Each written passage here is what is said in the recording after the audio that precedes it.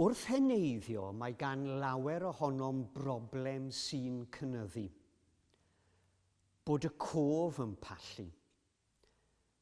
Rydym yn anghofio enwau, wynebau neu eiriau. Rydym yn anghofio ble gydawson ni rhywbeth. Mae hynny'n sicr yn broblem i fi. Ydy'n broblem i chi? Mae rhywbeth yn fy llaw. Enghraifft, par o sbectol. Dwi'n ei rhoi i lawr ac yna dwi ddim yn cofio ble ei gydewais. Ac mae'n agolli amser wedyn wrth i fi chwilio amdanynt. Ac ambell waith wrth methu a chael gafel yn rhywbeth a oedd yn fy llaw ond munudau'n hynt, ond bellach wedi diflannu, gallech dyngu bron bod gan y peth bar o draed.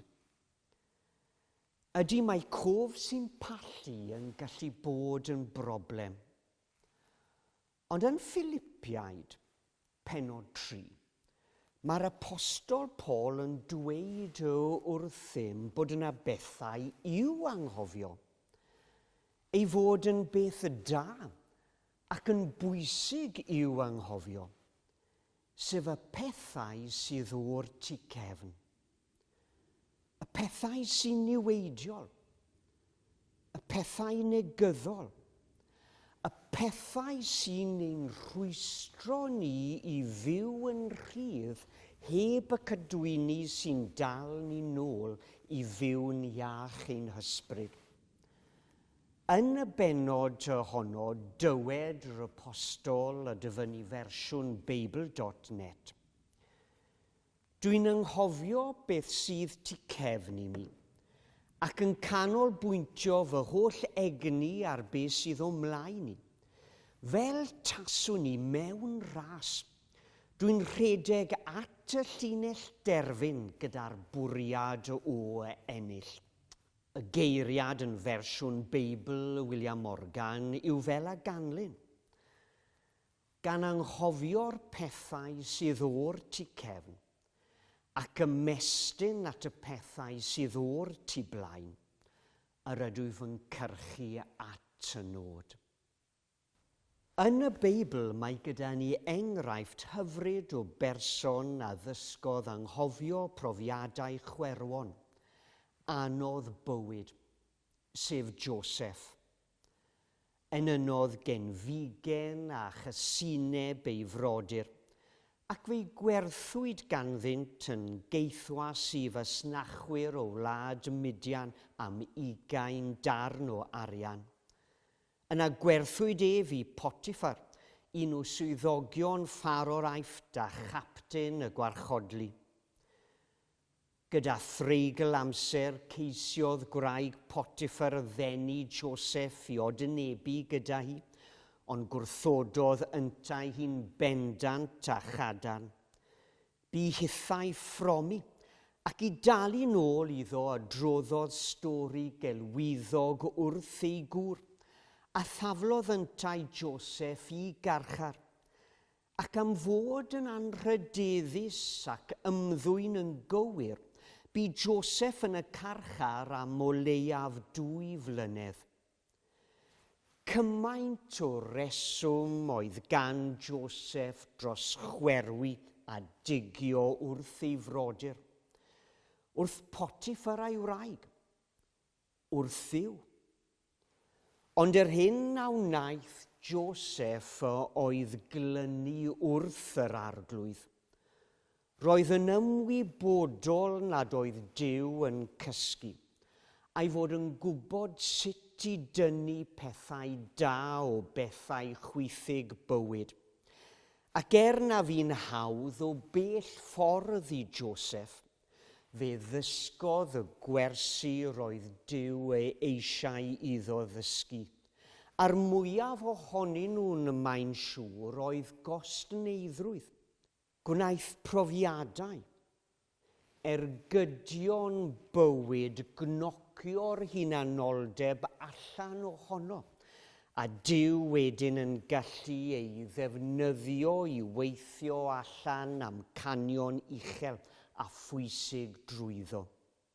Roedd gan Joseph lawer i'w anghofio, llawer o bethau cas, o angyfiawnder, ond gwnaeth Duw ei gynorthwyo i anghofio'r cyfan, fel y mae ystyr enw y plentyn cyntaf a gafodd Joseph a'i wraig yn tystio iddo. Yr enw a roddodd Joseph i'w fab cyntaf oedd Manasse, sef mae Duw wedi gwneud i mi anghofio fy holl drafferthion.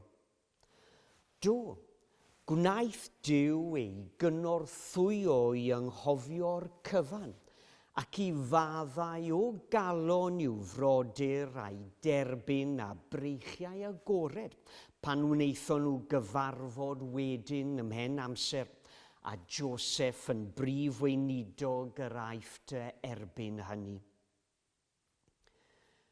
Efallai'ch bod chi'n teimlo bod gyda chi lawer i faddau a llawer i anghofio. Gyfynnwch i Dduw eich helpu i faddau ac anghofio. Dyna'r hyn mae'r Iesu am i'w ddilynwyr ei wneud. Mae rhai pobl yn ymffrostio bron neu bod wedi maddau, ond bod nhw ddim yn anghofio, fel pe bai cofio'n rhinwedd.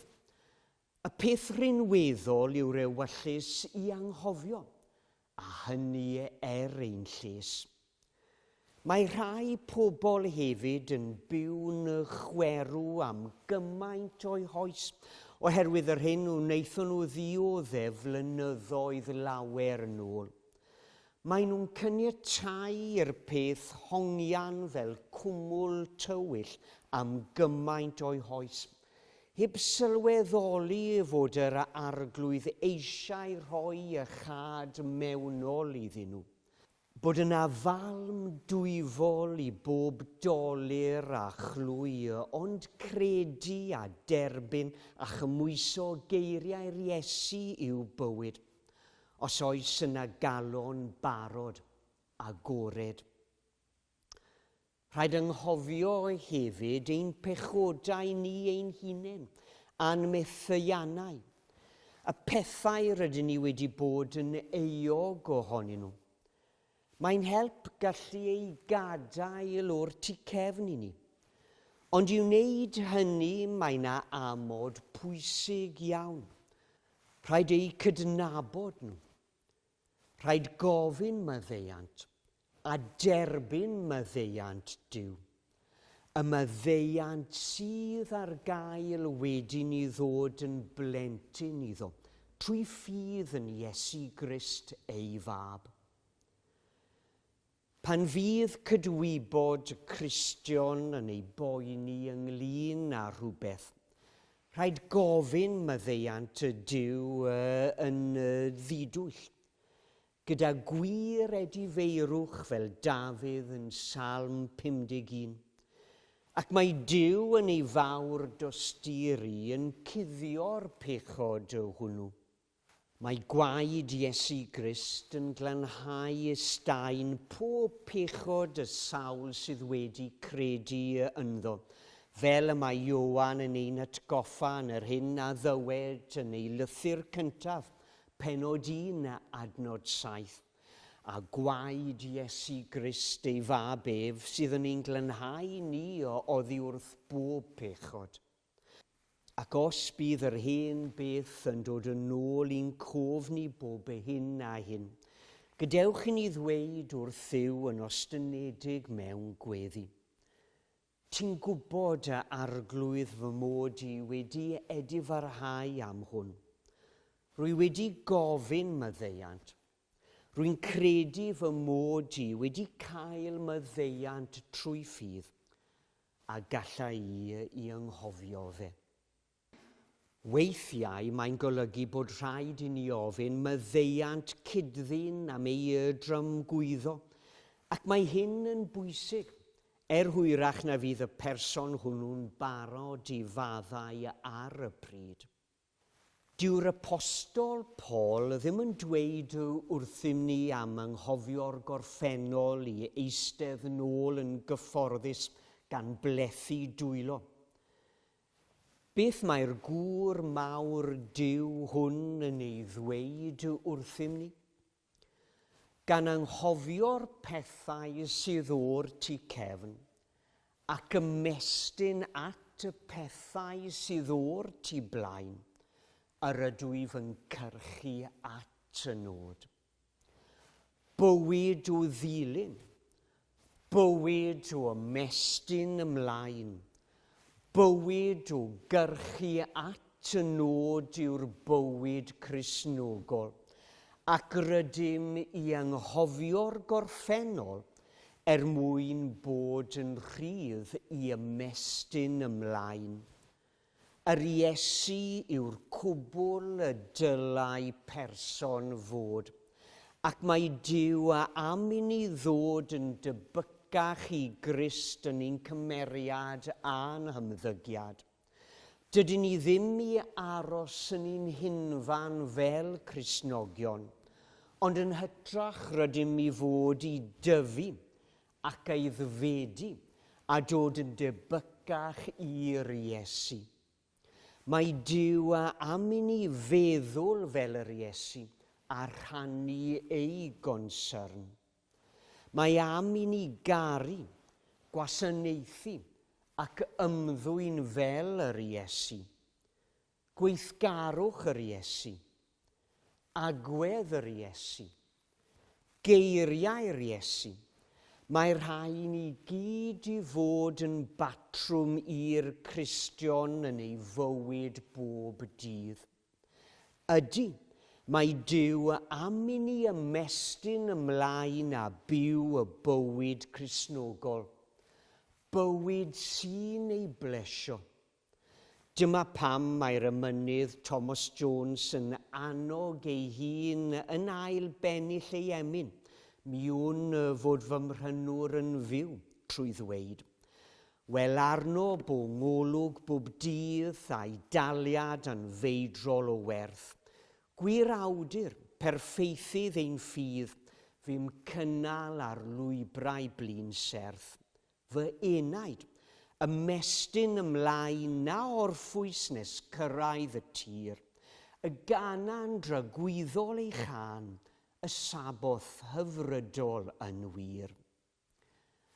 Ras yw'r bywyd Cristnogol.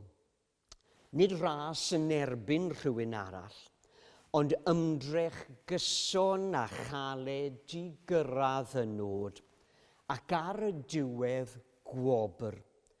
Ac mae hon yn ras i ni wir ymdrechu ynddi, i wneud ein gorau ynddi, i redeg, fel rhai sy'n benderfynol o ennill, a dyfynnu rhai o eiriau'r apostol Paul o'i lythyr cyntaf i'r Corinthiaid, pennod 9 a adnod 24.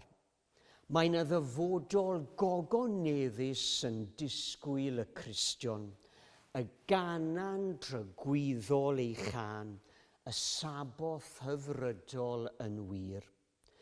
Bydded i'r arglwydd ein cynorthwyo i anghofio'r pethau sydd o'r tu cefn, ac i ymestyn at y pethau sydd o'r tu blaen, ac i gyrchu at y nod mwyn ei enw. Amen.